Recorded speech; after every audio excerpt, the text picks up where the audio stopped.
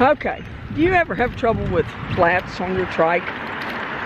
You know, some people do, and there are some hints and tips here I have that could help you with that.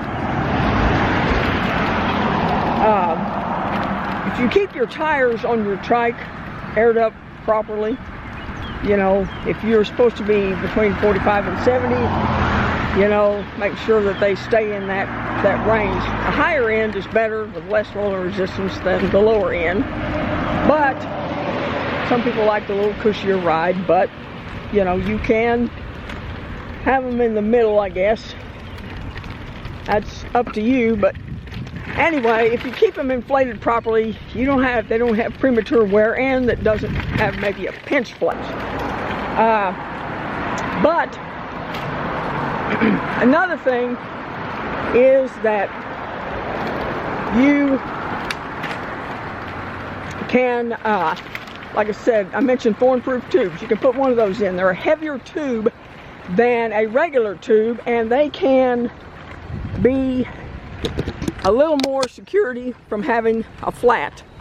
And it is nice to have the thorn-proof tubes because they, like I said, are heavier and they don't go flat as easy as a regular tube. You can also put thorn-proof tubes with a tire liner as well, and that adds you an extra layer of protection to flats, not having flats, hopefully. But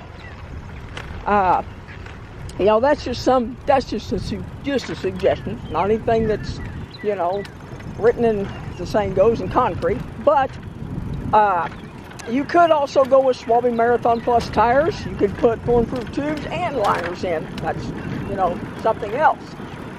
And that having that liner between your tire and your tube gives that protection, so if something does go through your tire, hopefully it doesn't get into your tube. But you know, you could still possibly have a flat anyway. But you also want to carry yourself a patch kit and an extra tube and tire levers as well, because if you're out there and you have a flat and you need to change a tire, then it's going to be a little hard to do it if you don't have the stuff to do it with. So I suggest bringing those things with you. And if you don't know how to change a tire, go to your local bike shop and have them show you how to change a tire, because it's good to know those things.